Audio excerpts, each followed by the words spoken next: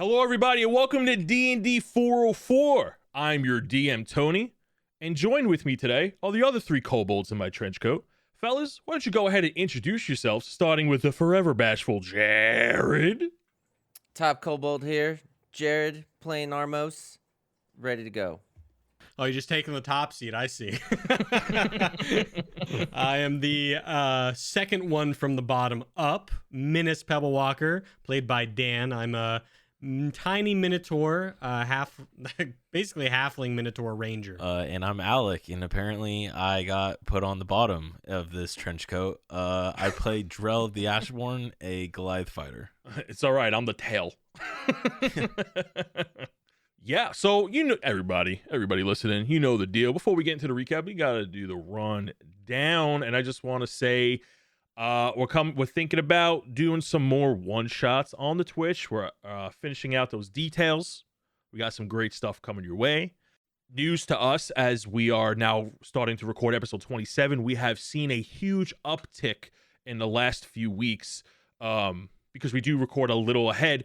In the last 3 weeks or so, we've seen a huge uptick of listeners coming in, and we just want to thank you guys for giving us your time of day and enjoying the podcast and getting a lot of positive feedback. We got more people joining in on the Discord, sharing the love, and just talking about Dungeons and Dragons, and it's been an awesome experience, especially over the last few weeks. So I just want to say thank you. Ditto. For letting us be a part of your day. Yeah, look at us. If you've seen the wand guy going, that was me. That was our video. Oh, yeah. As of today, we hit 50K on TikTok. Thank you again. Look at us go. Also, just while we're doing the rundown, we're joining the Discord because I think we were talking before this, and I think we're gonna do some like in Discord events with like people, just be like hanging out in the Discord playing games. So if you guys want to get a part of it, make sure you just join. Absolutely. We probably may have started this stuff by the time you listen to this episode, but we true. also may have some YouTube content already available for you guys. And then, keep an eye out on the Twitter. You know what I'm saying? That's where you get the hottest news and Discord. Twitter? I hardly know her. Oh God! All right. Anybody? All right. Can we just started? We'll just go right into the recap. In our last session, our heroes sneak through the dark alleyways of the Knots and find Thumbus's secret basement hideaway. Upon entering the dingy basement furnished with expensive furniture, the heroes continue their investigation into Thumbus's secrets and find his elderly mother, Granny Wilfrey. After a quick ruse on Armos, the gang then battle the Haggy Granny and vanquish her corrupt heart, destroying her blood shard in the process. We pick up with our heroes entering a ward-down alchemist lab. Bard, play that intro, and let's get on with the show. Good morning, good afternoon, and good evening, and welcome to the world of Humbrea, featuring 3 first-time adventurers and 1 very patient DM. This is D&D 404.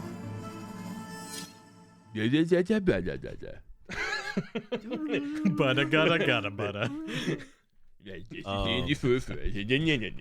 Okay, so can you go ahead and just describe this room again for us? Okay, so you guys, after vanquishing Granny Wilfrey, you explored her quarters, her room.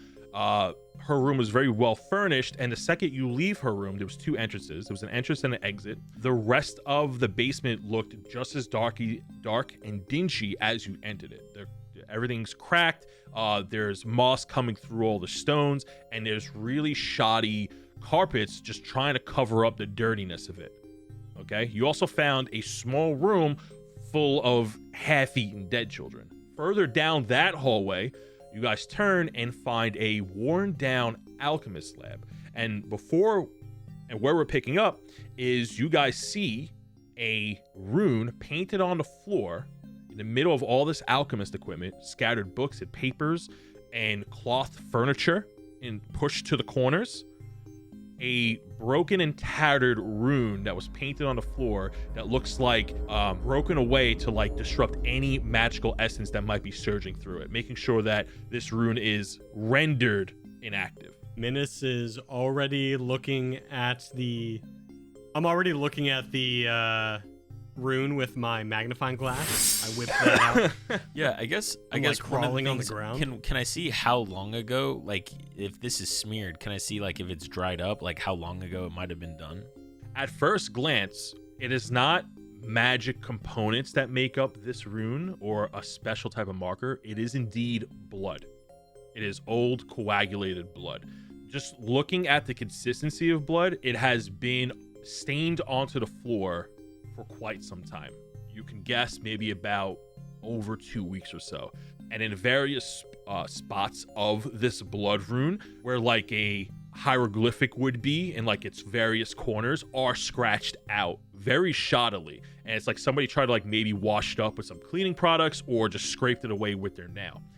Also variously placed with no type of pattern or rhythm to it are actual dried up pools of blood. You can assume that whatever was in this circle was sacrificed, or blood was its component to activate it, or maybe one of the components. Does it look like it's like been like multiple layers of blood? Like it looks like it's not the first time that it's been done? Like it looks like it's the same space that keeps being used over and over? Specifically in the middle, it is more blood that has been coagulated and stocked up over time, but the blood splatter is not controlled. So go ahead and now give me an investigation check. Almost, I want you to give me an Arcana check. Firstly, I tell Sid, "Hey, Sid, take the kids on a walk. This is a bad scene." You see Sid, he rolls Yeah, out get from him. your shoulder, and about 20 of them roll out from your pant sleeve, and they just walk out the door.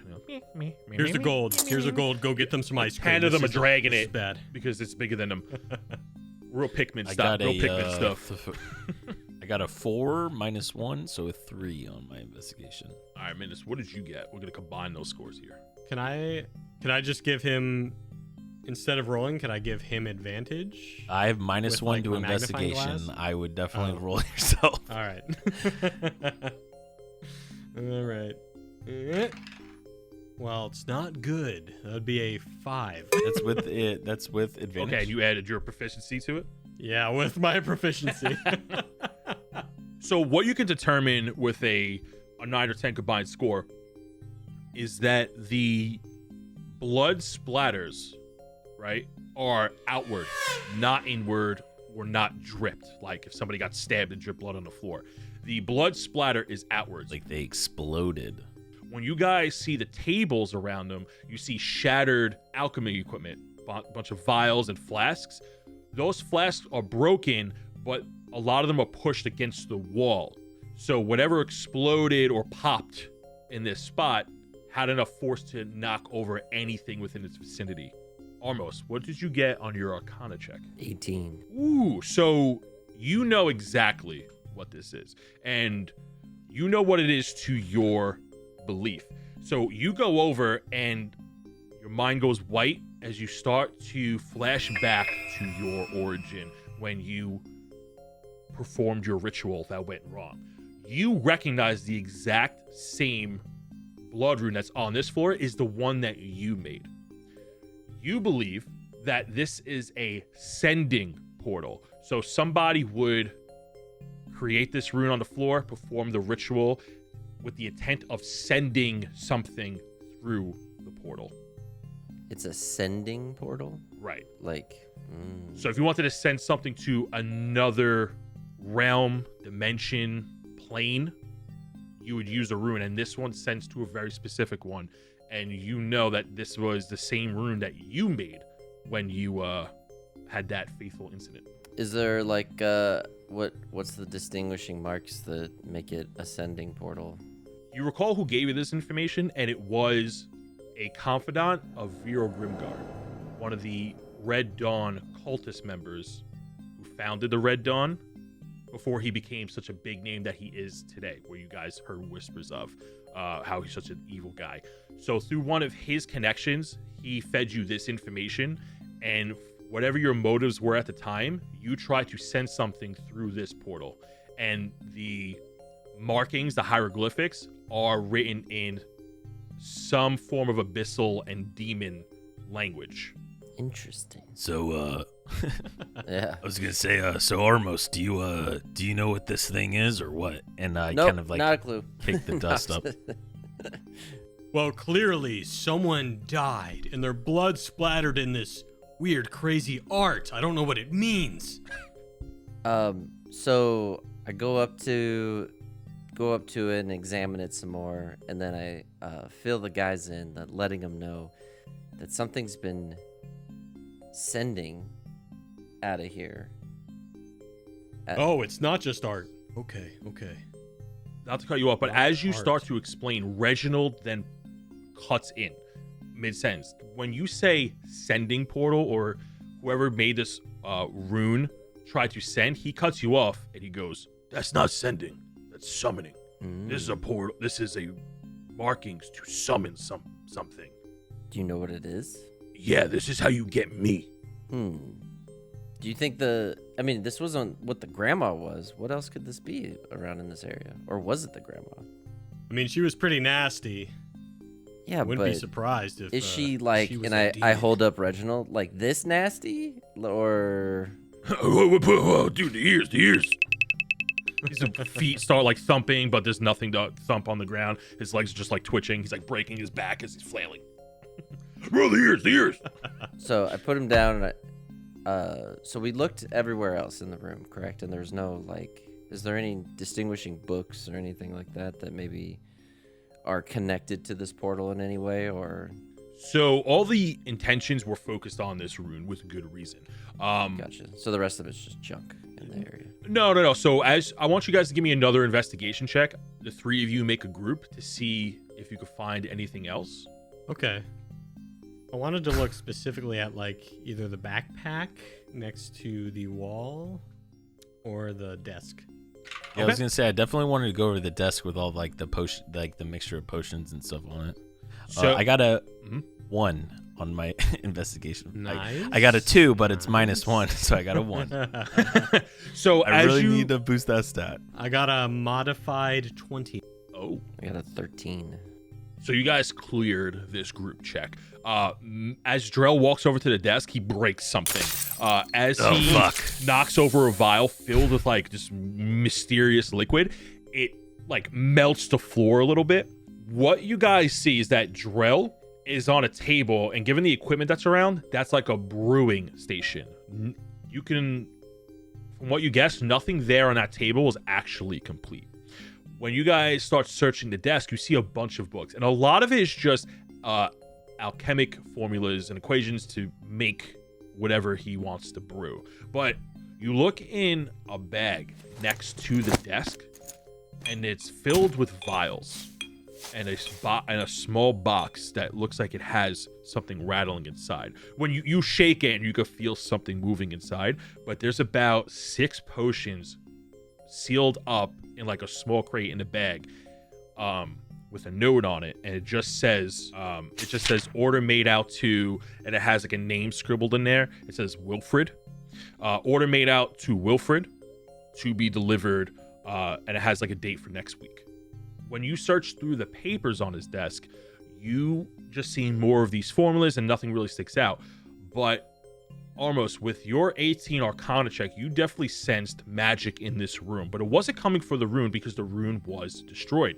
You sensed divination magic. When you get closer to the desk, you sense more divination magic, where this is the source of it. You find a blank piece of paper. Doesn't have anything on it, but it is emanating. This piece of paper is emanating divination magic. Do we recognize any of the potions? Yeah, I was gonna say I have an alchemist for dummies that I got That's back. true. You do have an alchemist for dummies. I do. From, what was his name? Kemi Joe? Kemi Joe? Amy Drew. Yeah, he gave me an alchemy for dummies. Back in the City College, you just see a bald gnome go, huh? Well, I guess I'm the popular guy tonight, huh? He sneezes. You look at the potions and you recognize a few of them except one. You see 4 red potions that look like healing potions, but they're a bit bigger than the healing potions you've been drinking. They're potions of greater healing. Ooh, give me that. You see 2 tealish potions. These are mana potions. You see 1 potion that's orange in color. On the orange vial, it has the etching HS on it. labeled, and it's labeled like as if it had the intent to sell, with no price on it. And then the last vial is the one you don't recognize. It's gray, it's murky. When you move it, it moves like oil rather than a liquid consistency like the other potions have. It's very gray and smoky. When you shake it, the oil like mixes with like the shadowy gray up top, mixes, and then if you leave it alone, it starts to separate over time until you shake it again. So real quick, 4 greater healing, 2 mana, 2 mana, 1. What's the other one? 1 orange potion that has the words HS on it. I'm sorry, HG. Which Gotcha, which that was the orangish one? And then when you open the box, there's a ring inside. There's a magic ring. And on inside there's a note that says for Wilfred. This may come in handy. Wilfred is the guy that died? No, this is an unknown name. It looks like an order ready to be given to somebody who happened to be named Wilfred. This looks like an order for like somebody bought something for a store or placed an order with him, and he brought it here to deliver it next week. Oh my god. Yeah. We're sitting in an Amazon warehouse in D&D. They're summoning the potions.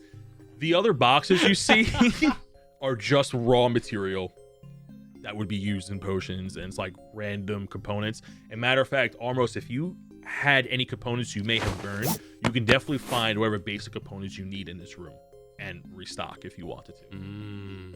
Including a cup of water? Cup of water! Just checking. He's been holding his cup of water since Kilo. Yo, I just, Yeah. I figure like he's just walking around with like a Dixie cup, and he's just, you know what I mean? Holds it up eye level just so everyone knows, like, yes, I will use this if I have to. What's the ring look like? Oh, yeah. The ring just looks like a solid band, and it has some runes inside. Does anybody speak Elvish? It's a big negative on my side. I do not know. No. Oh, it's an Elvish. Guys, we gotta find an elf. Hey, I know an elf. So whoever We met one. So you do sense some magical essence from it. It is indeed a magic item. All the Elvish means is that it came from an elven source. So whoever made it, enchanted it, an Elvish language was written on the inside. Wait, Kara's Elvish, right? She is. Bro, she's so far. We're going all the way back to visit Let's Carol. go all the way back This to ring is probably really insignificant, but we want to know everything about it. I'm And sure she's someone like- at the what's the place called? The Thieves Forge? Yes. None of them are elves. Wait. What if I'm we- sure someone at the Thieves Forge must. We're be not gonna have some right? random dude fucking. Here. What if we send? They're our friends. What do you mean? What if we send the owl? What's her name? Leslie Quillfeathers. What if we send Leslie to go to Kara with the ring to see what it's? No, with a note. With a note of She's our what's fucking written on the carrier ring. pigeon. So in the normal parts of town, there are humans and then there are half elves. Those are the common races here. It is also not uncommon for a human to know Elvish. You know what Menace does? You know that thing you do with leaves when you're a kid and you like rub the chalk over the paper, the leaf under it? I do that with a ring while like turning the ring to get all the language out on my notebook. I Get it mean, you ready could to, like, just slip send it on and just find out what it does. Armos, put this on. You put that on. Drell, All right. Drell just grabs. I was gonna say Drell just grabs it and puts it on his finger. We'll see if it fits. So you put it on as like a pinky ring. Yeah. No, I put it on my middle finger. You put it on your middle finger, so you slip it on your middle Oh, I was finger. gonna It's a do bit that. tight, as you can see. Like your finger turns purple a little bit before it adjusts, and then you feel a quick surge. Oh fuck! Wait, my finger turns purple. Like it's cutting off the circulation. It gets a little tight before your finger just kind of adjusts to the Oh pressure. fuck! You guys got any butter or some Pam? You try to yank it off, and it's a little tight around your flesh with your massive Goliath hands, and you feel a quick surge from your hand to your mind. Ugh. Wait, did he slap himself? No. You, by nature, can understand that this is for magic use, but because you don't have a magical nature, you can't quite understand what it does. Drell, How do you feel, bro? I don't know. I think it's kind of just a piece of crap, and I take it off and throw it to Armos. Let me see this. I reach up trying to grab it through the air and miss. Okay, so I take it and put it on, trying to figure out what he just went through. When you slip it on, a giant magical 60-foot lizard comes. No. A waterfall. God. A waterfall slowly- appears. Yeah. I see waterfalls. And what was the other thing? We have the same idea. Oh, locked doors. What was the other thing that we did last? Fireplace. You check the fireplace. The fireplace. Oh, fireplace. Yes. Yeah. So as you slip on this ring, you feel a jolt extending from your finger, up your hand, through your arm, into your mind. You gain an extra spell slot while wearing this ring. What? Damn. Holy crap. For warlocks, that's clutch. I am invincible. Cast a spell just cause. Yeah. Scorching ray. Rah! And I burn the crappy furniture that's over in the corner. The cloths blow off from your sheer magical force as you ignite this furniture. The reason why it was covered is because A, it didn't want to get dirty, or B, it was to replace all the furniture that the grandma has been breaking. As you guys play around with this new equipment that you find, you don't find anything else of significance. Everything else is all alchemy based, and it's all raw components and notes. You do also find another diary. I'm immediately going to that. Yeah. This diary was next to the piece of paper that was emanating the divination magic. There's no magic coming from this diary, but there are some notes. The notes aren't dated, they're just like jotted down like hypothesis of stuff. But you see that Granny Wilfrey has been down here for quite some time, about 4 months. And the notes you see are her getting her blood shard surgically planted into her chest. You see the notes refer to how this associate Yuri Vluj was vouching on the blood shard's positive effects, that it could heal her, when in the contrary she has been getting progressively worse over the weeks. So here's what the notes describe. Over the first week, she's just been getting more and more aggressive and more forgetful and more reckless. Then her hair started to turn gray. In the weeks to come, her eyes became blood red. After that, her veins started to show through her skin more prominently they just started to stretch through the skin. And then her skin started to change color. And about 12 weeks in, 13 weeks in, she started snatching children and feeding on them. And that's why there's a room of dead bodies. He goes on to talk about her insatiable hunger for flesh, and any food that he brings her is not doing the job. She wants nothing to do with it. And she's using her past memories to manipulate how she's luring in children, taking on the qualities of a mutated hag. There's one more thing in that diary. The last thing he talks about is that Yuri, who originally approached him as a concerning friend, he's becoming more and more aggressive about taking more red shards from the Red Guard Guild House. And every time he asks for payment, the quantity of shards become bigger and bigger. And he's been having to meet him in weird places in the middle of the night to deliver these shards. He also vouches for Treyish Buggs, the captain of the Red Guard.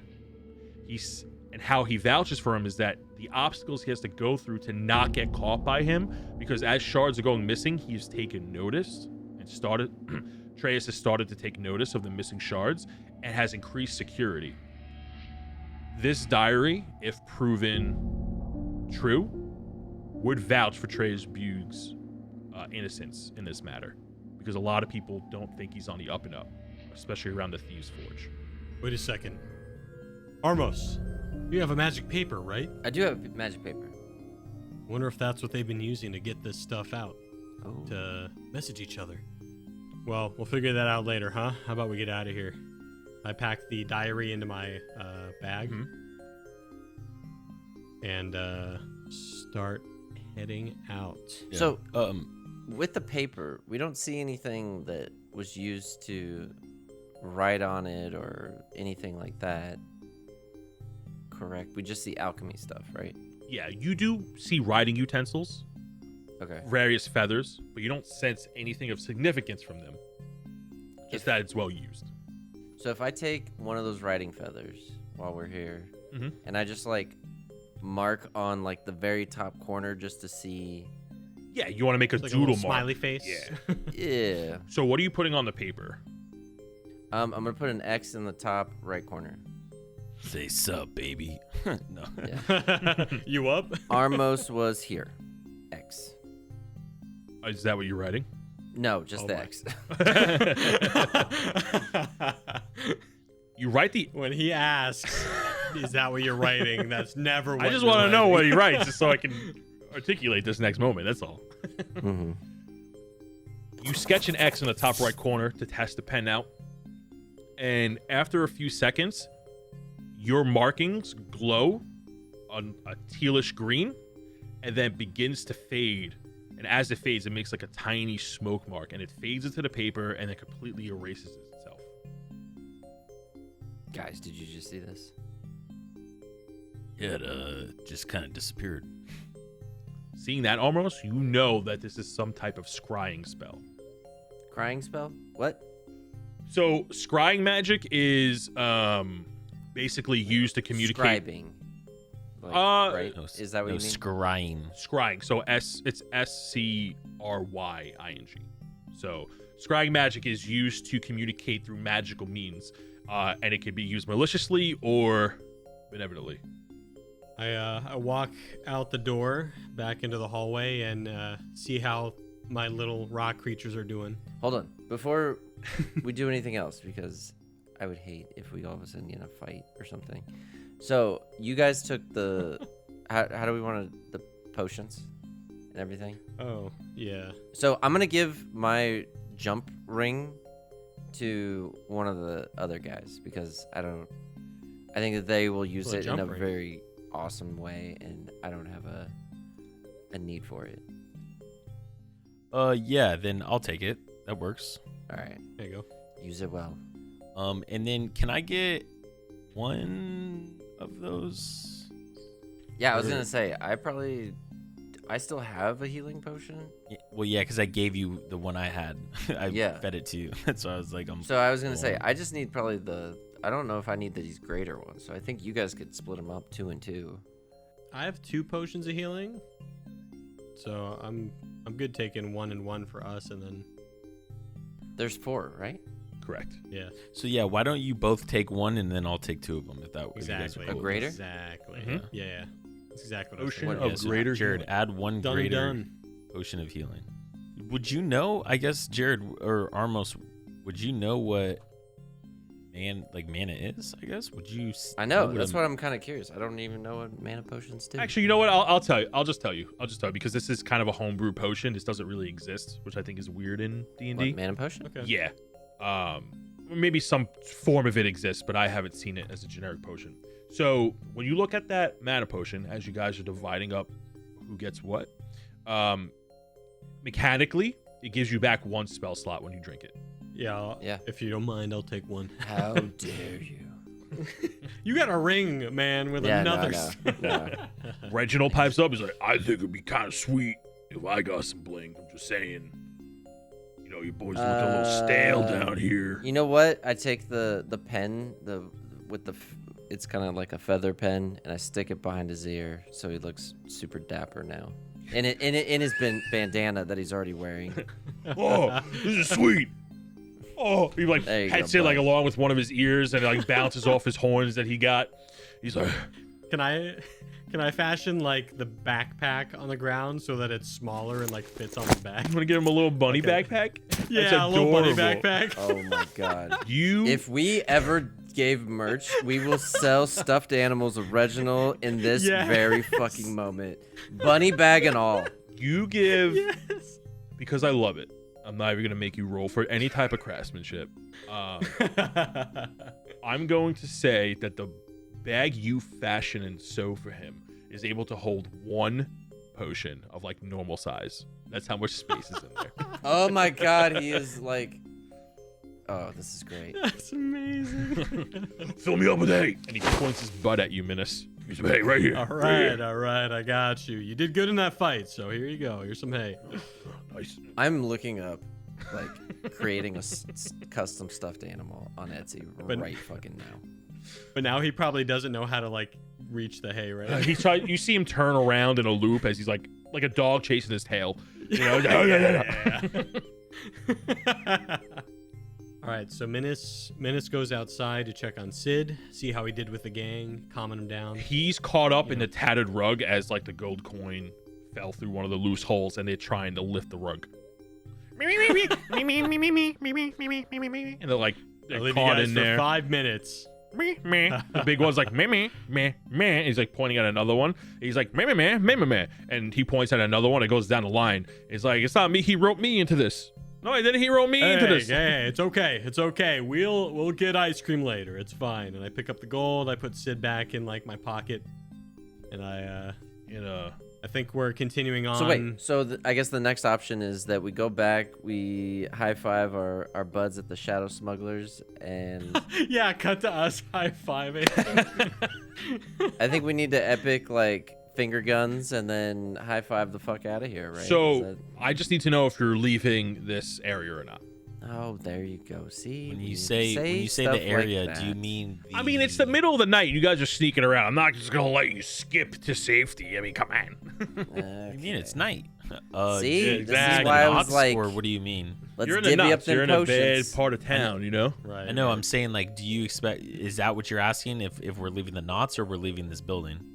If you're leaving the building, It's the building. Yeah, I think so. Yeah, we're ready to go. Yeah. Reginald, Yeah. how you feeling, bud? Do you feel like we've got everything here? Reginald is still looking at that rune, and he has nothing really left to say on it. He's just he has like this nostalgic sense over it because this is how he's brought through here. Reginald goes, I've been through this thing many times. It's just weird being on the other end. Wait, Just many waiting. times. I thought I was your first. How dare you? I'm an ancient mighty greater demon from Hell's army. I have 7 wings. I know the 7 wings. It I took just me a can't millennia stop. to grab these wings. Yeah. He flexes. Man, you really need to get an 8th one, man. Seriously. I'm trying. I was on my way until you brought me into this corporeal form. Man, how long you've had 7? Like, has it been a while?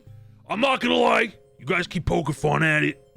I do fly a little to the left when I use them. I'm just really self-conscious about it, you know. You know? I knew Kicks a rock on the floor. He's like, I'm trying to get the 8 so I can fly straight. Get a wing alignment. Yeah. What do you got to do to get your 8th one? I marked down in my journal, like, present idea, wing alignment. So, All right, what do you say we get out of here, guys? So you guys leave Thumbus's basement, and it is still very late into the night, and it is very dark. There are some lights on around you. You guys enter into this dark alleyway where you came in.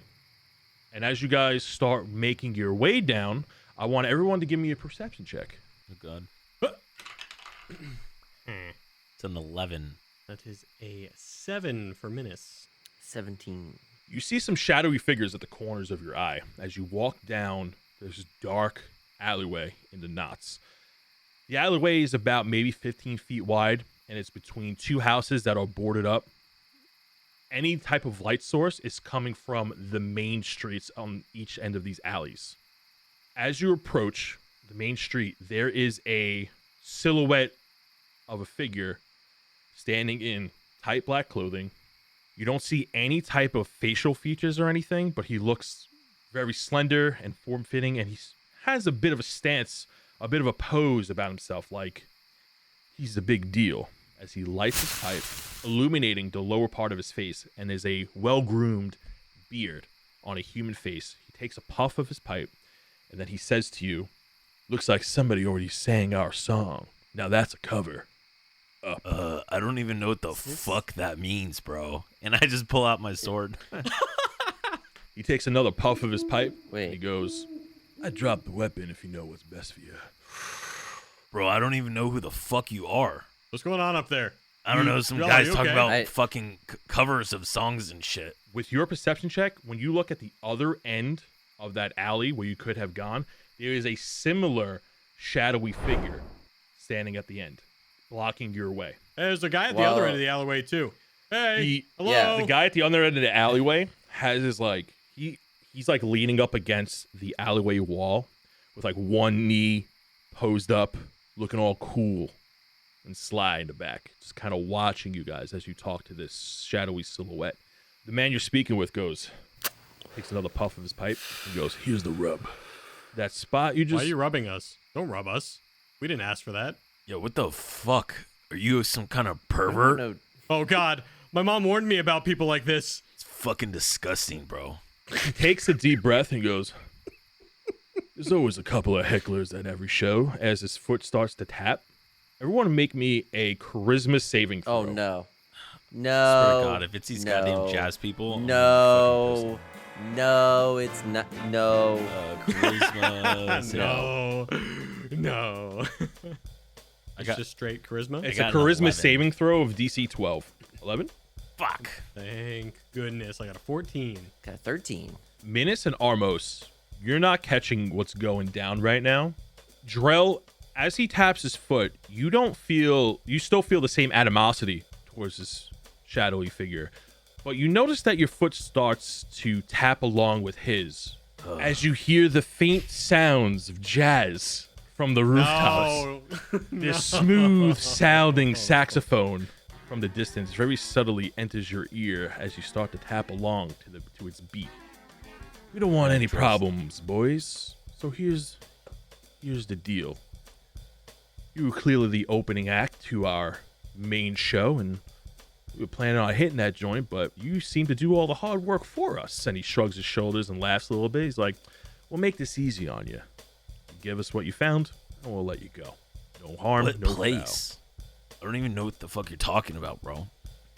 Give me deception with disadvantage as you are charmed by this jazzy jazz music slowly entering your ears. Okay. So 15.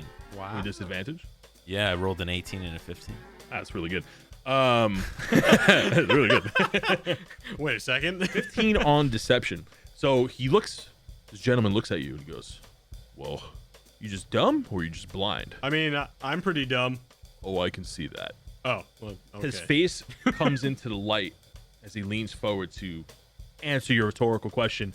His hair is greased back. He has a tight leather jacket. He has a large popped collar, and his hands are in his pocket.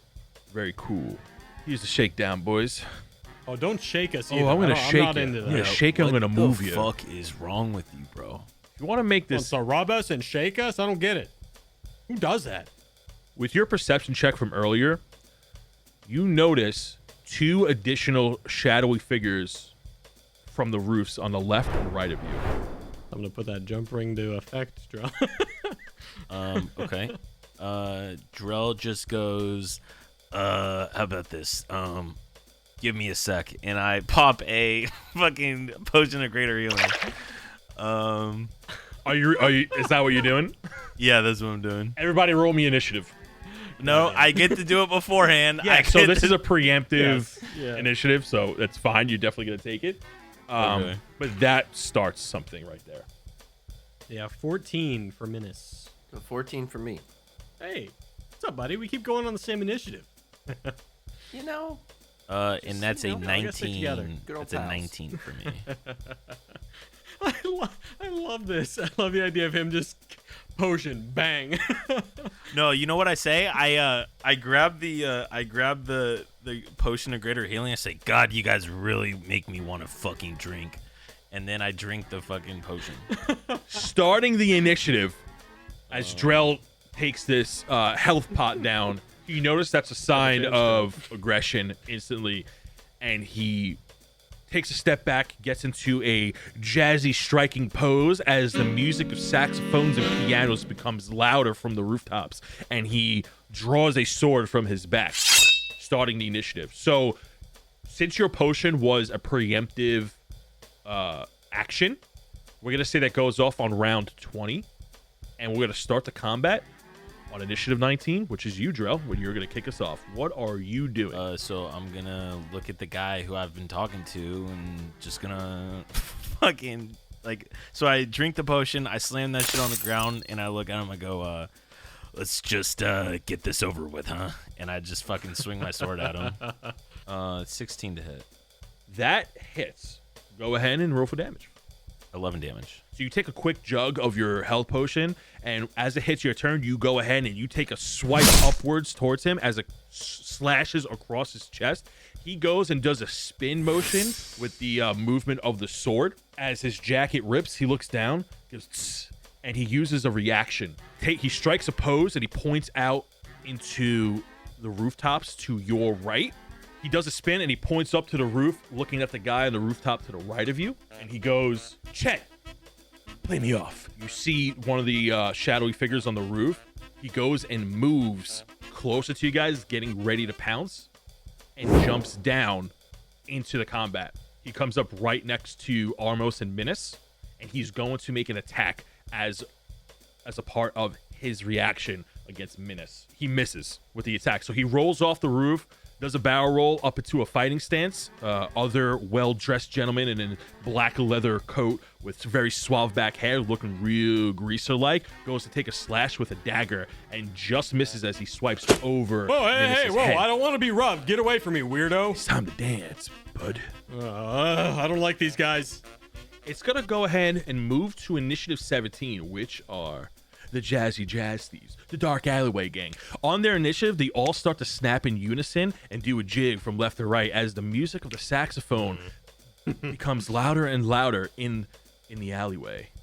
Really fucking hate these guys.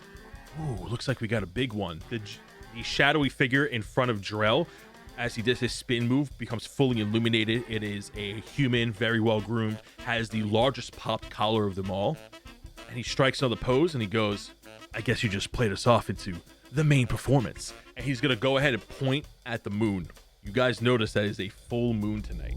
Of course it is.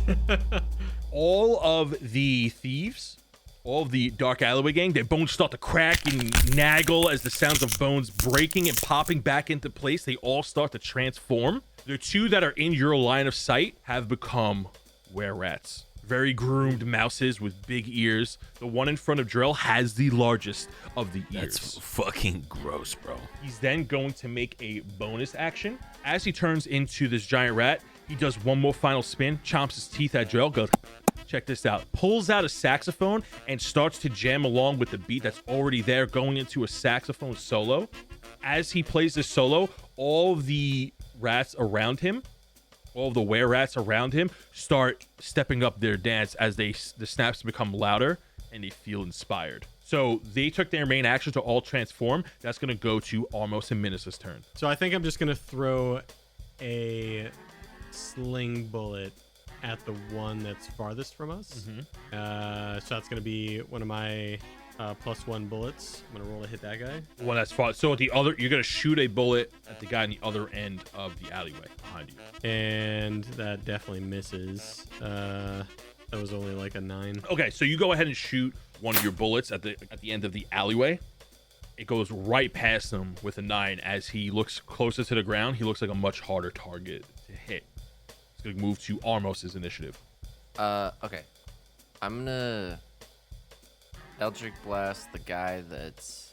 Oh, you know what? Oh, now that I have an extra spell slot, I'm gonna Scorching Ray the guy that's on the roof, the guy that's next to Minas, and the dude that's in front of Drell. Because it can hit 3 I think people. this is the first time you're using that spell. What does Scorching Ray do? It is, because I normally don't have a slot for it, but now that I got this ring, the power of this ring, fire! So I create 3 rays of fire and hurl them at targets within range. You can hurl them all at one target or several. Yeah, go ahead and roll to hit on, are you attacking one guy or are you attacking 3 separate? So you're going to roll for each. Okay, thank God. Okay, so we'll just go left to right. So first one, good old Uno. But I get a +5, so it's a 6. Not quite on that one. And then, oh my God. And then it was a 2, +5 is a 7. Not quite. And oh my Oh God, my and then it's 2 Lord. again, and it's a 7. So I was like, But you looked really okay. scary doing it. You know, guys, I'm gonna need to practice on that one. Armos The and beams I. just kind of the beams kind of just arch out instead of just blasting, ridiculously out. They just kind of like looks like a little rainbow. Armos and I had the most lukewarm turn ever. We're just yelling and hurling stuff. You hear one of them pipe up as you just miss all 3 of these rays. And the one in front of Drell and the one on the right of Minus go, hey, man, we've all been there. We all hit a flat note once in a while. We all broke that string once. We're going to move back to the top of the round. Going to Initiative 19. Drell, take it away. Yeah, so I'm going to look back at the group and say, good try, guys. We'll get them this round. And and then I'll just try to fucking... Is the guy in front of me holding a saxophone? He was, yes. Okay, I want to try to chop off his hand then with one of my swords. So I'm going to just slice at his wrists. So he can never hold the saxophone ever again. And that is going to be... It's a 22. Okay, so you definitely hit the part you want to hit. Go ahead and roll for damage. That's 9 damage. You take a greatsword and you slash it across his arm, gliding the blade down it into his hands as he drops the saxophone. And his rat hand looks like a bloody mess. And he goes... As he screams at his bloody hand, you take another look at your sword as you come up with that forward strike, as it glistens in the moonlight, as the blood drips off. You now realize that sword that you're holding isn't made out of normal steel. It's actually made out of silver. Oh, shit. Oh, ain't that lucky. Yeah. I was going to say, I didn't have one last time I ran into these fucks. His hand starts to burn from that wound. Yeah, that's what I fucking as he thought, screams in a pitch perfect tone, and he goes, if I can't play my show next week, I swear to Asmodeus himself, this will be your last song. It's gonna move to the Dark Alleyway gang. The first one in front of you, he's very angry at you, Drell. He's now focused on you. He doesn't have his cool demeanor anymore as his rat breath starts to become heavy and heavy. This one strike that you gave him hurt him very bad. He looks very fucked up. Menace, the one on your right, catches notice of that incident. He has a little bit of a worried look as his eyes shift from you to the person Drell just hit. Well, it's from my 2 attacks, right? Because I've hit him twice now. Right, but that last one you did really hurt him. You're gonna rue the day that you messed with Chesterfield. He goes to lunch. What does that mean? Sorry, that's your My fucking name, Chesterfield, bro? That's your fucking name? Oh, you don't know? Did we not introduce ourselves? I'm sorry. Where are my manners? Chesterfield, he strikes a pose. Chet, the guy on the right of Minus, strikes a pose. The one on the left of Minus on the rooftop goes, the name's Chase. The one in the back, it goes, the name's Chaz, as he echoes. I'm fucking done, dude. Drell just throws his sword up in the air and just starts walking away. No, I'm just kidding. All I know is you're all gonna be dead. Can we settle this over a dragon chess match? Come on. Oh, it'll be a match, all right. Chesterfield's going to go ahead and lunge at Drell. He's going to go ahead and make a sword attack. It is a 23 to hit. Yeah, that hits. Yeah, a little bit. Yeah, right. 7 points of damage as his short sword goes across your chest. Got it. And then I'm going to use my reaction to riposte. Or, sorry, not riposte, parry. Which allows me to, when another creature damages you with a melee attack, you can use your reaction to spend 1 superiority die to reduce the damage. Okay, so that's reduces it by 4. So you said he did 7 damage? Yeah, so you take 2 points of damage as you parry his attack. And it doesn't quite slash you through as much. Like, that didn't even fucking hurt, bro. What? Well, this next one's going to. And he points up, he uses his bonus action, and he points at to the rat on the roof. And he goes, said in the chorus. The rat on the roof is going to go ahead and take his lead on his reaction. He's going to go ahead and shoot a crossbow bolt at you. Drell duck. 18 as a crossbow bolt shoots from the rooftop, shooting right at you. Does an 18 hit? Oh, yeah, definitely. 18 hits. That's not how you duck. It hits you for 6 points of damage as a crossbow goes into your leg. It's going to move to his turn now. So that attack was on his reaction. He's now going to take his main action, the one on the roof. He's going to shoot you with one of his hand crossbows and then flick his hand out. He's going to use his other hand to cast a spell. A magic bolt flies from his hand and hits you with a magic missile, dealing 4 points of damage as the magic bolt smashes into you and just knocks you off balance just a little bit. So the magic missiles just automatically hit? Yeah, magic missile is one of the only spells in the game that's an auto hit. Drell looks back at Ormos and goes, why don't you have that? After he missed on Menace, he's going to go ahead and try to bite Armos. Ooh, he got a nat 1 as he goes to bite and falls prone in between Menace and Armos as his jaw just slides across the gravel. And as his jaw slides across the gravel, the jazz music, like, hits a flat note as everybody seems to be offbeat as they're just missing wildly. The one in the back is going to make a movement to run up and get involved in the action. He's going to go ahead and run up, and he's going to make an attack on you, Menace. He's going to go ahead and slash at you with an 18. That hits. Okay? 7 points of damage. You'll rue the day you messed with a chieftain's son. Ha! I'll tell you what, I'll send you off with a smooth, jazzy tune at the chieftain's son's funeral as he slaps down with a short sword, slashing you across the shoulder. We're going to go ahead and move to Armos and Menace's initiative. I see Menace is in trouble, and he has someone sneaking up behind him. So the guy that's prone to my left, I take a step in the opposite direction. So take a step to my right, and then I spin around, seeing Menace behind me, shooting right over his little horns. I shoot the guy that was running up behind us and hit him with a 17. Yeah, that hits. Roll for damage. But +3, so I hit 4. You shoot this Eldritch Blast from your hand to the beat of the jazz around you as it picks up as you do that swift spin move on perfect timing. You shoot the Eldritch Blast, hits Chase right in the chest, and knocks him back 10 feet. Loose crate breaks as he lands into it, knocking prone onto the ground and wall. Awesome. That's helpful. Haha, way to go, Armos. How tall is the building? So like the apex of the house would be like 40-50 feet up. These are triangle roofs. Right. To get onto the roof, you have to go about 20 feet or so.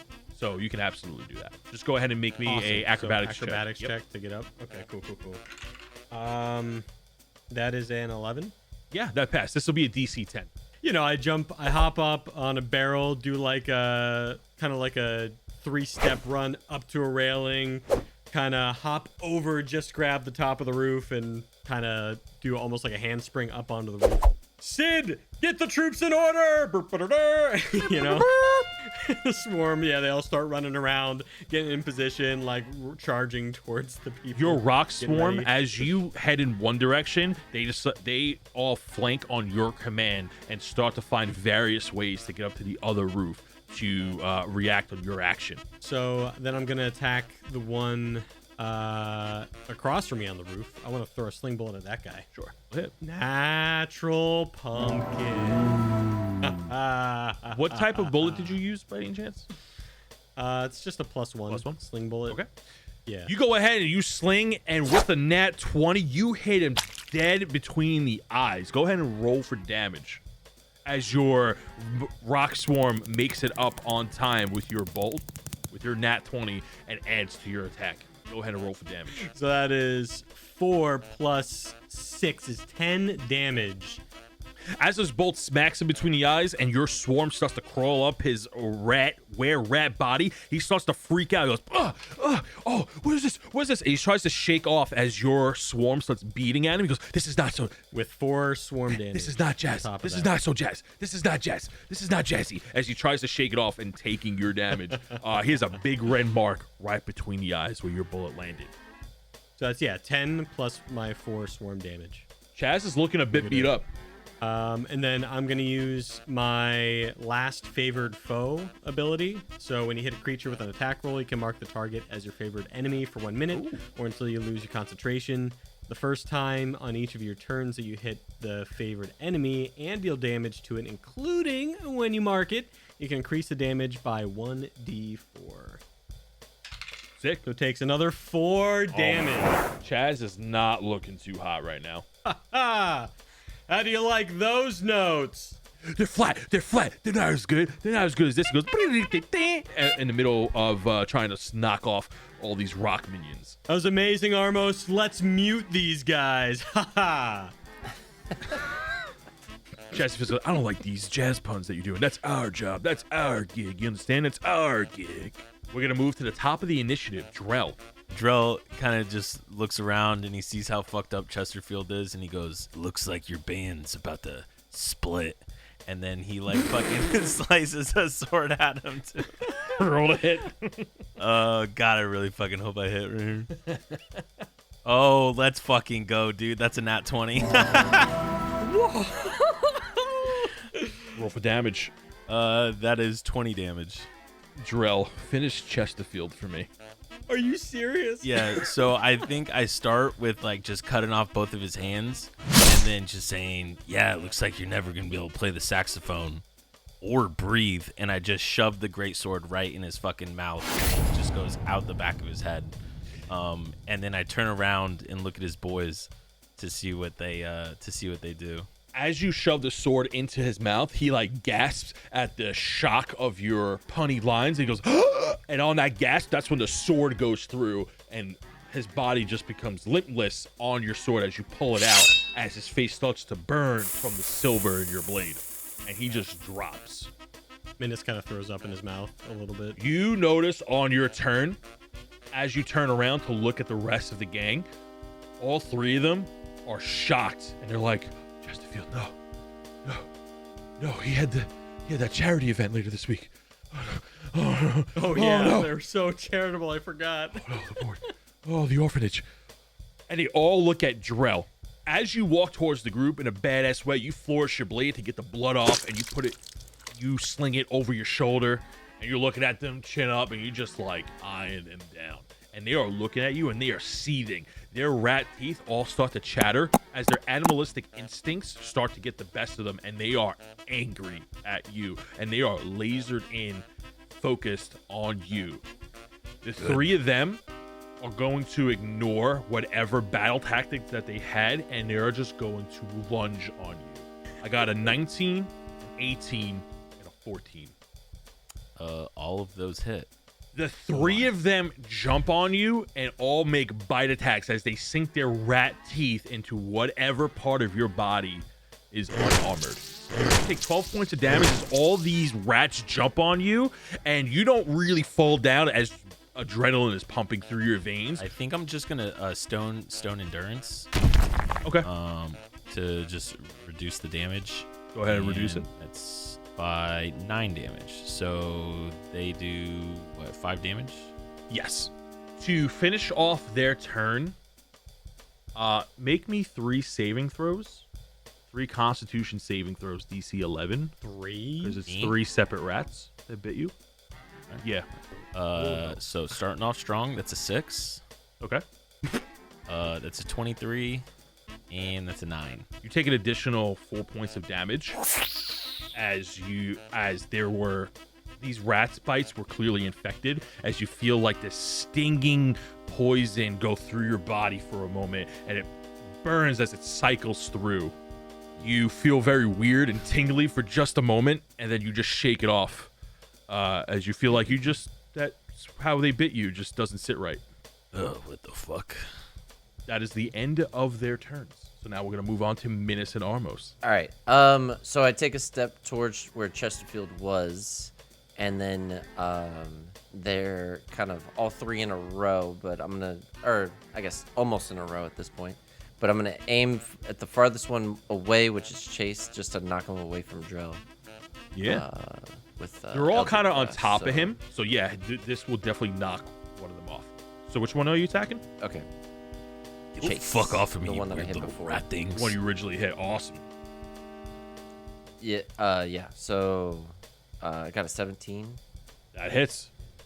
and then I roll for damage. Ooh. Okay. Wow. So I got 12 damage. So I take a step over to Chesterfield's body. I take a look down at it, and I spin around. And I said, I guess you can say he's the artist formerly known as Chesterfield. And I blast Chase with Eldritch Blast. Okay. Classic. Love it. You did 12 points of damage to him. Yes. He gets knocked back 10 feet, knocking into another conveniently placed fragile barrel as he just explodes as he lands on it. Minas, take it away. So I'm standing pretty tall for a tiny Minotaur, and I look down on Chaz there, and I'm going to try and hit him with another sling bullet, first of all. Sure. Does a 17 hit. 17 hits. Roll for damage, my guy. So before I hit him with 10 points of damage, I say, hey, Chaz, I think it's time to saxophone it in. Whoop-whoop. Do you mind if I flavor the swarm for you? You deliver that expert line as you shoot another bullet into his head. As a free action, your swarm that was on the roof just drops down from its high height, landing one after another on top of his head, going bing, bing, bing, and they go bing, bing, bing, bing. As the bings get smaller and smaller, dealing how much swarm damage? Dealing 1. It doesn't matter because the 10 did it. Minas, finish him. I think he's doing one of those like cartoon dizzy things, right? And the bump on his head's getting bigger as they fall on him until he falls down flat as a loud thud. He crashes into a conveniently fragile box. You notice that the jazz music around you is getting more faint and less jazzy, becomes more of a melancholy blues. The two remaining were-rat dark alleyway thieves are Chet and Chase. We're going to go ahead and go back to the top of the round. Drell, take it away, baby. So I think I'm going to go after Chet because he's just the closest one to me. And I'm just not even going to say anything. I'm just going to let a boy's words speak for themselves. I'm just going to swing at him. That's a 18 to hit. You go to swing at him. He goes, no, brother, don't do this to us, brother. We can make beautiful tunes, you and I.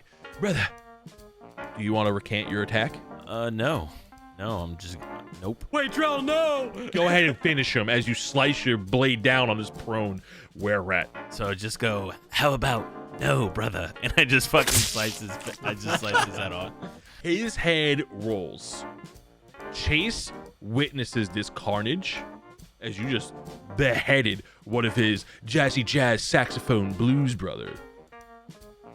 Given the distance he is, he's going to attempt to make a flee action and he's going to try to disengage. He's going to take a disengage action and he's going to get up. He's going to run 30 feet out of the alley in his were-rat form. He's going to try to get away. He uses his turn to flee. What are you gentlemen doing? This shit again. It's like I've been here before. Would it be possible to do a Chaz. dash action or something to like jump onto him? Go ahead and make me an acrobatics check as you make a dash and try to jump on him. I'm gonna do it so everyone can see. Here it comes. Just heard it. It's a 7. Running along the rooftops, you go ahead and lunge off the roof, thinking that you're just about to snatch him as his ratty rat jazz instincts kick in, and he gets out of the way at the last second as you face plant into. Now, the building from its lowest point is 20 feet high. You can, by falling rules, you can fall 10 feet before you take damage. Every 10 feet is 1d6 of damage past 10 feet. You're going to go ahead and take 4 points of damage as you belly flop into the concrete. I like to think it was more of a tumble, a comedic tumble. Oh, comedic tumble. You're like top rope. Yeah, yes, exactly. And now I comically crash into a barrel. That is Minas' turn. We're gonna go to Armos' initiative. Armos. Well, I'm not running after that guy, but I will try to shoot him with Eldritch Blast to knock him over so that you guys can shoot Chaz with an Eldritch Blast. Yeah. Go ahead and roll to hit. Good old bolts. Good old my bolts. 15. That hits. Woo! And 10 points of damage. He takes 10 points of damage as you shoot a purpley purple. What color are your Eldritch Blasts? Almost. They're purple. I would always imagine them as purple. I don't know what you really want. I just wanna. Have you ever seen that scene in The Matrix where Neo's like up against the thing and he comes out and he's got the guns out? I'm just finger gunning bolts out right now. Just blah blah blah blah. Does he get hit into me? You finger gun this Eldritch Blast down the alleyway like a strike in a bowling alley. You hit him right in the back as the steam of Eldritch magic smokes off his jazzy jazz rat leather cloak. Roll me a straight luck check to see if he gets knocked prone. Yeah, I just want to roll a d20. Yeah, it's just a flat d20. Just a d20. Because he gets knocked back 10 feet. He doesn't get knocked into anything. Yeah. So how I've been doing this, you let me know if you've seen this is fair. If you knock him into an object, they're going to knock prone. But if you're just hitting them and they don't hit anything, then they're not going to get knocked prone. Given the situation, he's the last one alive. I'll let you roll a raw luck check. D20, DC 12. to see if he gets knocked prone. Son of a... I rolled an 11. Ooh, he tumbles and catches himself as he turns the corner and continues to run. He's going to continue to move on his initiative. So with that blast going off, we're going to move it to Jarrell's initiative. Jarrell's just gonna put his sword on his shoulder and say, "Come on, Menace, you can get him." And he's just gonna sit there and watch. Nice. We're going to go ahead and move down to Chaz, the last Jazz Dark Alleyway gang member, and he's going to go ahead and he's going to continue to run. And he's going to do a full dash action. Ooh, is that an opportunity for me? You're not prone currently, so no. Damn it. Can I do a look 60? check to see if No. Okay, so he's running. On his next turn, he's going to make it out. We're going to move over to Armos' and Minas' turn. Oh, good thing I'm a charger. Oh my lord, how could I forget? I'm gonna take the dash action. Oh my god. Okay, so mechanically speaking, you have to use half your movement to get up, so you can move 45 feet with that dash action. Can we say that Drell's speech to me was a help action and inspires me a bit on my next thing? Nice, kind, beautiful, handsome DM. Can't understand. A kind DM would allow this. Yeah, why not go for a help action? You have to roll with advantage. So I dash action. So that's gonna be a modified 20 that they have to beat. Wow. That's a wow. Okay. Ooh. Against the were-rat. A modified 20? So he has to crit. Wow. Oh. Whoa, what was it? He rolled a fucking 18. Yes. Oh, that hurts. That was my boss die too. How dare you fail me? How dare you fail me? You go ahead and you wrangle this rat in the street and mount him as you slide from the sheer inertia onto the floor, and he starts chomping at you. You go, "Oh no, my tune can't go out like this. Not in the middle of an unfinished production." Can we say with that grapple, I kind of like wrangle him and like bring him over to the gang? in the alley? Absolutely. So now he was actually pretty hurt from Armos' Eldritch Blast. You just couldn't tell from the distance that he shot him at. You go ahead and you wrangle and you drag him over, and you kind of have him like in this Kimura, like, you know, like this elbow lock as you drag him and kick him back into the middle of the alley in front of Jarrell and Armos. Yeah, I do that thing where I like throw him in between us so he can't get out. Yeah. So now you guys have him circled, or triangled, there's three of you. Actually, Reginald goes, "What's up, bud?" And he tightens his headband with the feather. His feather blows in the wind. "What's up, bud? What do you got to say for yourself?" Ignores him because right. he can't see him. We need some answers. Oh, man. This is not how I thought this gig was going to shake down. Yeah, well, you know why you lost this battle? Because you ain't got soul. That's harsh, Throw a brother. pebble at him. Ow. He falls. There's one health point. No. Oh, man. Ow, that hurts. That hurts. No. You see how his ears wiggle? And as he's subdued, he starts to turn back to his human form. All right, hey, what were you doing here, huh? Why'd you attack us like that? He looks out begrudgingly. He goes, "Well, we were going to hit up that basement. We knew there was some good stuff inside, and we were thinking about hitting the joint. Who gave you the information?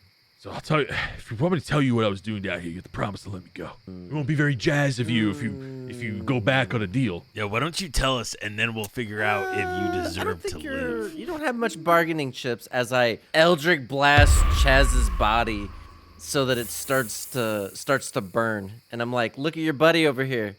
Doesn't look like he could take the heat of battle. So why don't you start Come talking?" on, man, you're giving me the blues here. You're giving me the blues here. As he's speaking with his chest, he's like opening his leather jacket. He's like, "You're tearing me apart." And he's like very theater kid motion. He's like, "You're tearing me apart." All right, that's it. Sid, mess him up. And Sid just like slaps him a bit. All right. Listen, all right. We saw one of them stuck up upper district folks down here carousing in our turf, and well, we've been seeing him come into this place for quite some time, and well, we wanted to hit the joint, and We knew that deadbolt wasn't an easy one to break through. We were just trying to find the right time for him and get him while he was trying to enter his house and see what's down there. That's it, man. I swear. Who do you work for? Him, as he points to Chesterfield's decaying body. Well, hey, I knew that much. I mean, like, what's your deal? What do you guys do? What's your gang? Whatever you are. He gets up and he tries to dust himself off and he snaps. He goes, "We're the Dark Alleyway gang. This is our turf that you're on. We run this joint." Jazz starts to pick back up, shaking his head. Dark Alleyway gang. We're the Dark Alleyway gang. Just writing that down. Wait, should we ask if he knows? Yes, that's what I wanted to do. Hey, Chase it was, right? Oh, ask him if he knows Bolsinki. Wasn't he with them? So we've ran into a few of you guys before. Do you know a Garrett? Garrett? Oh, yeah, that's Chesterfield's brother. He's from Gilo. He's part of the Lowway Thieves. Oh. Has Chesterfield ever mentioned him? Yeah, they do charity on the weekends. Well, they used to. Ever since they part ways. Definitely used to. What was that? Oh, they parted ways? Garrett's dead? You've killed Garrett? Tell us about Jack Bolsinki. I'm sorry, who? Damn it, he doesn't know either. Drell turns around. Jack Bolsinki. I don't know any Jack Bolsinki. Upset. I know a Jack Where? Great. I think the last time Garrett popped us a visit, he got a new recruit named Jack, and his last name is like he acted like he didn't know it. It was like Where or something like that. I don't know. It was pretty weird. All right, I think we're done here. Minus goes bonk. Knocks him out. Was this a lethal? Non-lethal. Non-lethal. Okay, so you knock him out, and he's seeing stars as he's in the middle of the street. What I'd like to do is tie him up and like bring him to the Thieves' Forge. Sure. Why? Maybe that's what Why are you gonna show him the cool hideout, bro? He's gonna try to come back in all the time. Well, he's knocked out, so they'll do with it. I want to introduce him to the gang, see what happens. I want to search him and the rest of his friends. They made me eat a fucking health potion, and I'm pissed. I almost had to drink his second one. Okay. Yeah, so while he's doing that, I'm tying him up, making those knots good. You guys, so as you search the bodies, the goons don't really have much on them, but Chesterfield has some things on him. As you search Chesterfield's rotting, burning body, you find a billfold. You forgot handless body. Handless body. Okay, hold on 1 second. I say, don't look surprised, because he's got a giant hole in his mouth. Damn. You go ahead and you search Chesterfield, and he has some documents on him. You find a billfold, and inside are some paperwork. You go through the paperwork, and you see a couple of flyers. One of the flyers is for a tavern in Aramore City called Wildside. The next paper you find is a monster wanted poster. It looks like a bounty on a troll's head. It was a dire troll, and attached to the paper is like a leather sack with a troll's eye in it. So it looks like they have this bounty to prove that they've killed it. The paperwork is very bloody, and the reward is 500 gold. There's another flyer in there, and it says join the pits, fighters wanted, cash prize, and the location is shows on an island, like it shows like a crude map of a couple of islands, and then the title of it is the Kambuki Fighting Pits. You guys also get 16 gold pieces split throughout all the bodies, and on Chase's body, you sense some magic almost, and you pull out a deck of playing cards. But there's something weird about these deck of playing cards. No, I'm not saying anything. No, it's not what you think it is either. You just go to look at them, and like they're face down. You try to look at like the bottom card, and it just has like a normal card there. But you could tell that these are like bound together. Like you just can't loosely disperse them. Go ahead and roll me a d20. Tell me what number you get. Fucking 20! There are 14 cards in the deck. Fuck yeah. Give me one. And I can't like look at any of them individually. They're all stuck together is what you're saying? You can sense that these cards belong with each other, but you can look look through them real it's quick, like a and you set. see some playing cards, and they're all I mismatched. feel like this is something we could do like while he's laying in bed, not while we're standing over like 8 fucking or 4 dead bodies in the middle of a fucking street. I don't know. Just do it real quick. Just do one. Yeah, I'm gonna do that. I'll do that real quick. I'm really hurt. So guys. as you go to like try to stack these cards, you face it down and you draw one off the top of the deck. It is not the card you stacked. In matter of fact, it just replaced what is there. Go ahead and roll me a D10 and then roll me a D4. Right. A Armos is about 9 to die. and a 3. What you got over there, Armos? What you looking at? You pull out the Ace of Clubs. You look at the card and the card falls to the ground. The card shines and an iron golem towers over you and looks down at you as it summons in the spot where the card is thrown down. It towers over these buildings, and you see the card, the Ace of Clubs disappear from the card as this iron golem is summoned. Drell starts getting his stuff and he starts running away from the iron golem. I try to communicate with it. I'm like, hey, what the fuck are you? Metallic sounds as a metallic groan just emanates from inside this iron golem. It seems to be at your command. Oh, perfect timing. Hey, Hey. buddy, hey, can you carry this guy? I like pull the case over. It's Wait, like, this thing's towering how buildings. yeah, right. is like Attack on this thing is Titan like the shit, bro. Iron Like- this is the Iron Giant in the middle of this fucking town, and we're trying to be all quietish. You literally have a Titan. That is why snuck- Drell is walking away, dude.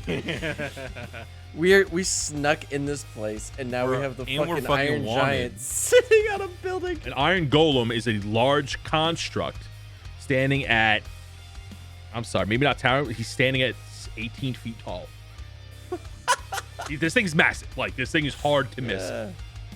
You know what? Throw the beans down while you're at it, Drell. You know what? You know what? I opened my my bottle of my whatever bottle that I have. What's That it called? iron flask. Yeah. Definitely emanating do not from you. open.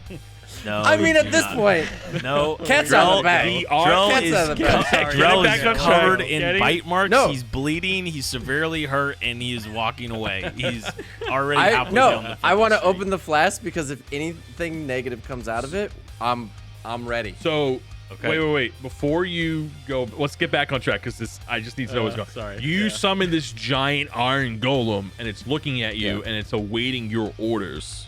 Yep. What would you like to do? What should we call you? A Metallic drone comes out. got it, Larry. Hey, do you want to get these 3 bodies that are over here? And I point to the 3 that are dead and whatever. Can you get rid of these and take them back where you came from? He acknowledges your command, and and magically you're connected to this iron golem because you summoned him. You have a connection over him. Yeah. He goes to turn and goes to grab. The second he makes physical contact with these bodies, poof, he's gone. Oh, well. As he disappears, you now realize the item that you have because you used it. You now have a full understanding of the magic item. You have the deck of many illusions. So how this deck works is you draw a card and you summon it, and Oh, each man. card represents a That'd different have been type of way beast. Worse. Could have been way worse. All right. Sorry for messing around, Drell. Let's get out of here, huh? I Drell, feel like, dumb. limps away. So I say we get Chase, get the F out of here. I'm on it. You see Chase like all tied up, hovering above all the little rock creatures as they carry him along. Oh, we gotta blindfold him, or else. Oh yeah, he's blindfolded. for sure. He's Never gonna hear the end blindfolded, of it. knocked out, does not know what happened. So we'll do a little bit of a time skip here as you guys do make it out of the knots. Well, you make it out of the area that you're in. And as you start to travel back to the knots, it is still nighttime. The moon is high in the sky. Drell, you start to itch those bites a little bit. You start to scratch at them as they start to bother you, and you just think it back to where they bit you. That they bit you on 3 different spots, and after that, you really don't pay any mind to it as you guys make it back to the Thieves' Forge. The Thieves' Forge is rustling and bustling. People are still up. Nighttime is prime time there. People are drinking, eating, and having a good time with sounds and cheers, with playing their own games. People see you bring in this tied up guy, and they all cheer like, yeah, the newbie's got one. And you all start clapping, and then quickly going back to whatever they were doing. Burnsfield looks at you, gives you a solemn nod, and then kind of shrugs over to the Duncan's friend's room and kind of lets you know that they're waiting in there for you. You guys smell all this delicious food, by the way? Drill makes a plate. He grabs some bacon and some other shit, and he grabs a beer as he like limps into the other room. When you grab food, like you notice there's just a bunch of cheese on there too. And the whole group, Hugh, Baldy, Leslie, Jubes, and Vandabaris are now sitting at the table. Jubes is drawing on a map of Dillmore with a bunch of X's and arrows. Jubes puts both hands on the table, looks up at you. So it's about time. You boys ready for a heist? And that is where we're going to end this week's session. Oh, Nice. let's go, dude. I swear to God, if you turn me into a rat, I'm going to be pissed. I swear to God. if you I turn mean, me listen, into a we'll talk about it on the after show. We're talking about it on the after show, but let's talk about something like that. So a lot happened. You guys left. Not a lot of travel happened, but it was an encountered-filled episode. You know, you guys met, another group of the Jazzy Jazz Thieves, the Dark Alleyway Gang. First the Low-Way I Gang, love then the them, Dark but Alleyway fucking Gang. hate them so much at the same time. Love-hate relationship. It you know? really is. It's the definition of one. They fill our hearts with songs and jazz. Thanks for riffing along with us, audience. So we really appreciate you being here and listening to us. Yeah. And you guys got a lot of magic items too. Like you guys got a lot of stuff. It's Yeah, such a that short drill can amount of jump. time. Yeah. For real. And you guys might be performing a fucking heist soon. I'm super excited for that. That seems like a lot of fun. If you guys decide to go down that route. But we'll talk about it in the after show. Guys, before we sign off, is there anything you guys want to talk about? You want to plug? We'll start off with Jared. No, I'm good. I got nothing. Just normal stuff. TikTok, get in there. Plug into TikTok. All right. I'm going to plug pizza bagels again. Yeah. Go pizza bagels. Yummy stuff, you know? That one's for Drell. Joe, what do you I'm find? gonna plug? My Twitch. I try to stream, like not very consistently, but I try to every once in a while. So if you guys want to come over and hang Play out, some games. Okay. Twice a I week, play Tuesdays and FPSs. Thursdays. So if you guys don't like FPSs, I understand. You don't have to come by. You can if you want though. It's RPK LYFE, RPK Life, but life is spelled with a Y. Yeah. Next Tuesday, we're all going to be playing Fortnite, you know? That is a lie. No, maybe though. Who knows? So Megan Fortnite. check it out. I'm gonna go ahead and plug the Discord. Get in there, baby. Come chat it up. Come hang Come out. play Among Us. We're gonna be doing some Discord stuff soon. I'm Hanging typing out it with the right now. community. We're gonna be just chilling. We're gonna be hanging out, play some games, maybe you can play some D&D, maybe not play some D&D. And tell your friends about the show. If you like the show, let them know. Yeah, more homework. Tell one person.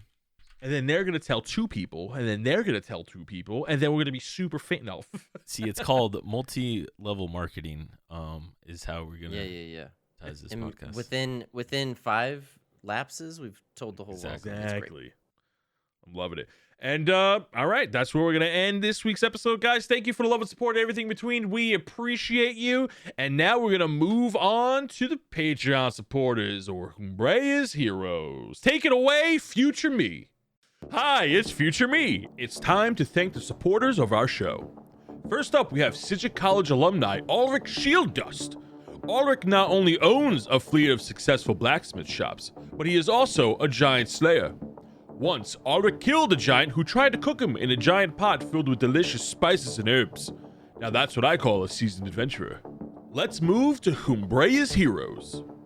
First up, we have Man with Glass, infamous glassblower of Humbraya. That's right, infamous. Recently, Man with Glass has been on a crime spree across Humbraya. If anyone has anything about the whereabouts on Man with Glass, send an owl to the address listed below this episode. Any information will be greatly appreciated. Next, we have Pascal Elliott, aka Charcoal Darts, wild magic artist and character artist of DND404. Did you catch the shooting star in the night sky? That was a whisk of Elliott's paintbrush across its dark and beautiful starry canvas. Next, we have Artemis, infamous gladiator and bouncer of the Kambuki pits. It was said that he once boxed the abominable snowman and won. However, the beaten beast is a bit of a sore loser and claims he wasn't Yeti. Next up is Joshua Weaver, bag weaver of Humbraya. Recently, in the city of Dillmore, weird bags have been popping up all around the knots with mysterious items inside.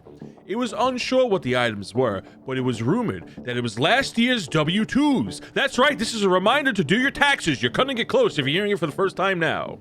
Lastly, we have our newest hero, Alex Dredd. Or should I say Alex Judge Dredd, a hero of the people with an appetite for justice. Alex is an angry wizard with 2 fully loaded arcane focuses ready to go, and he's got a spell slotted with your name on it. Thank you again to all the Patreon supporters. We appreciate the love and support and everything in between. That's it for this week's episode. We'll catch you in the next one. Have a great week. Bye.